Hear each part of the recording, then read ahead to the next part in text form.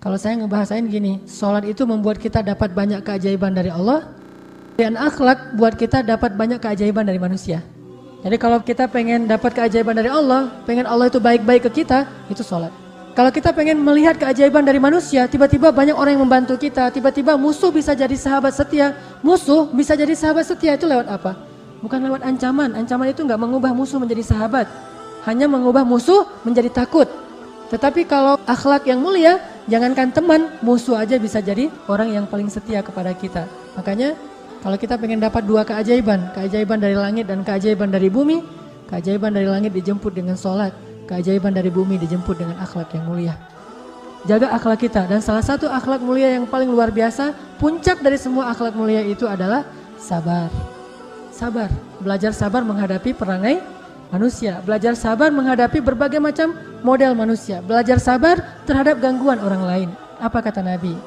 Al-mu'minul ladzi yukhalitun nas wa yasbir ala adahum khairun minal mu'minil ladzi lam yukhalitin nas wa lam yasbir ala adahum.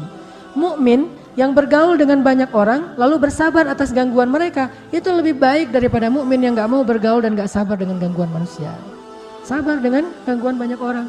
Kalau perlu kita belajar sabarnya justru dari orang yang suka ngejengkelin kita. Kayak Ali banget tuh, Ali bin Abi Thalib pernah suatu hari pas dia udah jadi presiden, jadi khalifah, suatu hari dia panggil pembantunya. Jadi ada pembantu di rumahnya, dia panggil, ya fulan.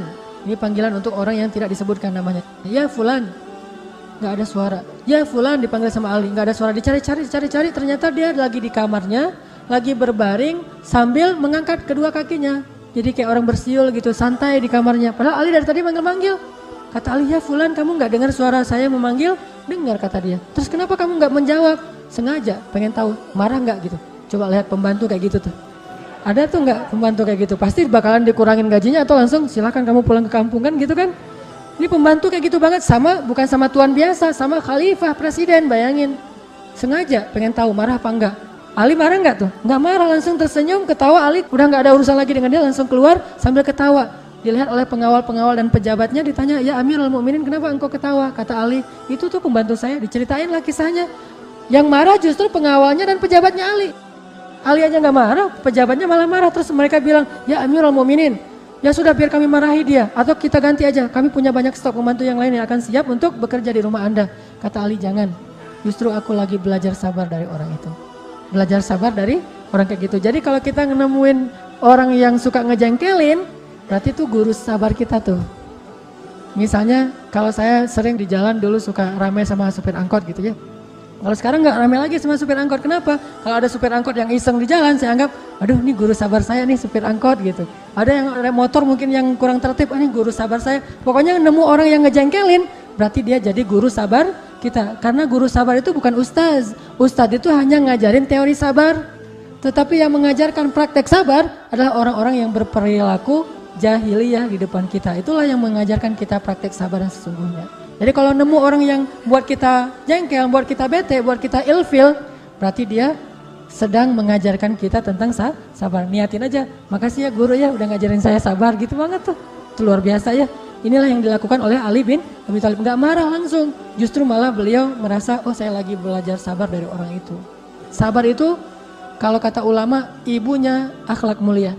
Jadi kalau kita mau akhlak mulia apapun, mulainya dari sabar. Kalau kita nggak punya sabar, kita kehilangan sebagian besar dari karakter dan akhlak-akhlak yang mulia. Mulailah dari sabar.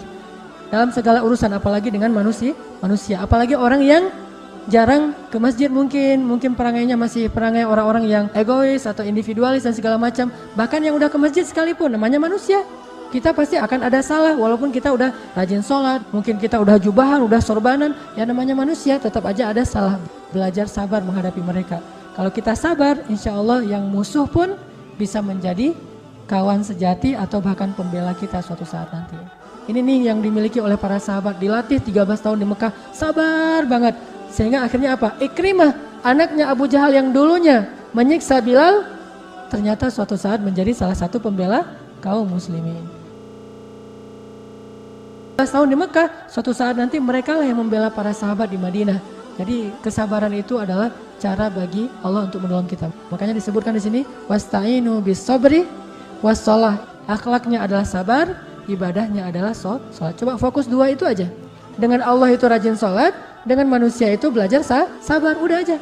Insya Allah kita akan mendapatkan banyak keajaiban dari langit dan dari bumi karena akhlak yang mulia ini insya Allah. Karena akhlak yang mulia ini insya Allah.